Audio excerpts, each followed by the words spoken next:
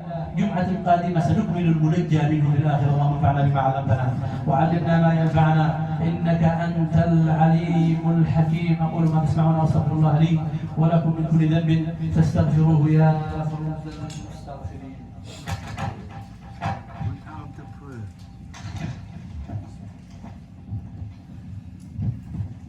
All praise be to Allah subhanahu wa ta'ala. We praise Him, we worship Him, we bow and prostrate to Him. Indeed, He is the only Lord who deserves to be worshipped. And I bear witness that there is no God worthy of worship but Allah subhanahu wa ta'ala. We send our greetings and blessing upon His Prophet and Messenger Muhammad sallallahu alayhi wa sallam, His family and His companions, the one who conveyed the message and made it clear for us. Its night is so bright as its day. Allah subhanahu wa ta'ala in many verses of the Quran has warned us how to fear Him and how to have piety from Him.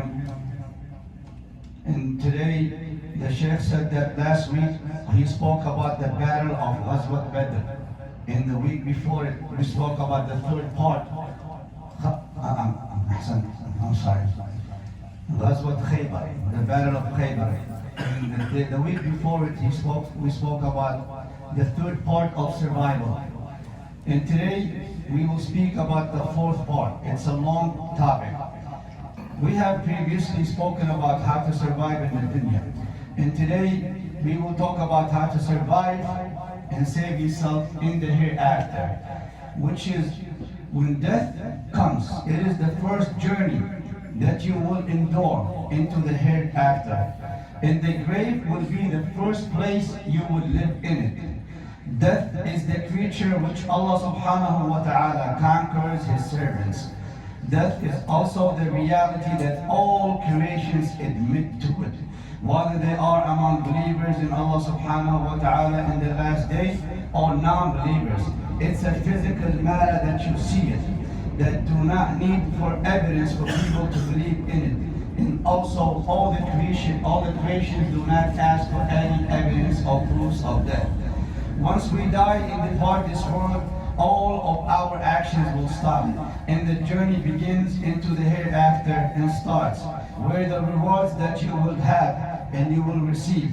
Either you will be happy or you will be living in this grave and miserable life.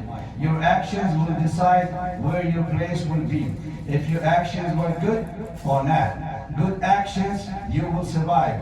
And those who are corrupted in this dunya, they will seek every way to survive in this grave. They will seek their wealth, their kids, in anything that will save them. Some would wish if the wealth of this world, the whole world, would save them. Others will plead for their actions to save them, while many would want to come back and do good actions so they will be saved in this grave. And so many verses says that your Lord now will save them, those who do good, but they did not, those who do corrupt. And they did not believe in the dunya while they was alive. In this sermon we will talk about the journey into the hereafter. First is the punishment of the grave. Many opinions and differences on this topic of the punishment of the grave. Some still have doubts about the punishment in the grave and they don't believe it exists, claiming that Allah subhanahu wa ta'ala upheld this matter upon His knowledge and hide the unseen upon His creations. Neither have scientists have come up with any discovery of the punishment of the grave, or anybody have come back to life and told us if there was any punishment of the grave. Ibn Qayyim said that the grave torment is real.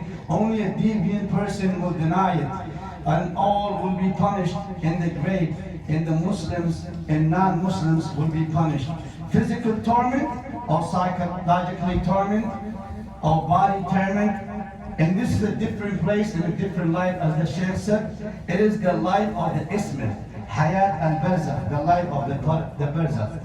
And so many sayings and hadiths of the Prophet ﷺ explaining why would you be punished in the grave? Why should you receive the punishment in the grave?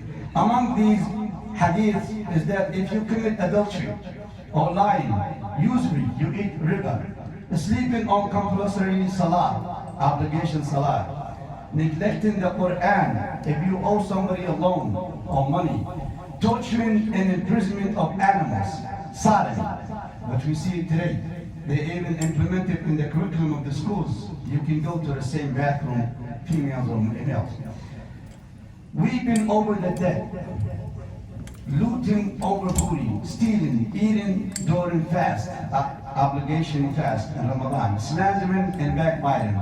And the Quran mentioned many verses that if you follow these, it will save you from the grave punishment. And then if you abstain from them, you will be saved and you will live a happy life. Like dhulm, oppression.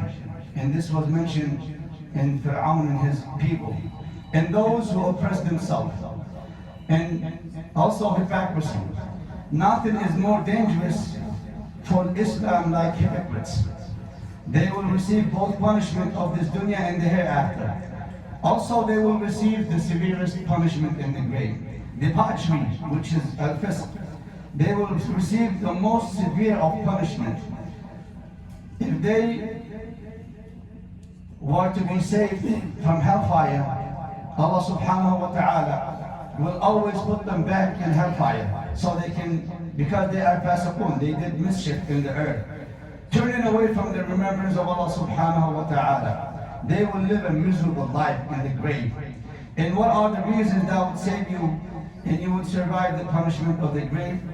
Not limited to many, but we will mention some. Besides repenting and remembrance of Allah subhanahu wa ta'ala. So in conclusion, to survive the great punishment includes that you follow these guidelines. Monotheism, at-tawheed, integrity. We spoke on so many topics about that, which is al-istiqamah. Martyrdom or shahada in the sake of Allah subhanahu wa ta'ala. Those who die as a martyr, they don't receive any punishment in the grave. Or the great dread, al-faza' al-akbar. Allah subhanahu wa ta'ala will save those from this resurrection event, and tragic event. As the Sheikh said, it's a whole ahwal. While you will go through this resurrection and come out the graves. And the angels will meet them and they will tell them, this is the day you was promised, you will be saved from these punishments.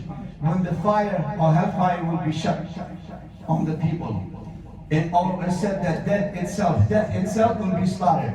You'll either be in Jannah or you will be in hellfire. Also the trumpet blow. The trumpet, when al-nafkh al-sur.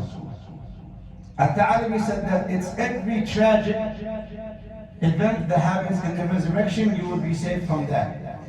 And it was also mentioned in the Durr al-Manthur that Musa alayhi salam, he asked Allah subhanahu wa ta'ala, how could you be saved from being punished in the grave? And it was mentioned that whoever cries for the sake of Allah subhanahu wa ta'ala and have drops of his eyes coming down for his sake, they will be saved from the punishment of the graves. So these are ways, as the Sheikh said, this is a very long topic. And this is an important topic for us to learn.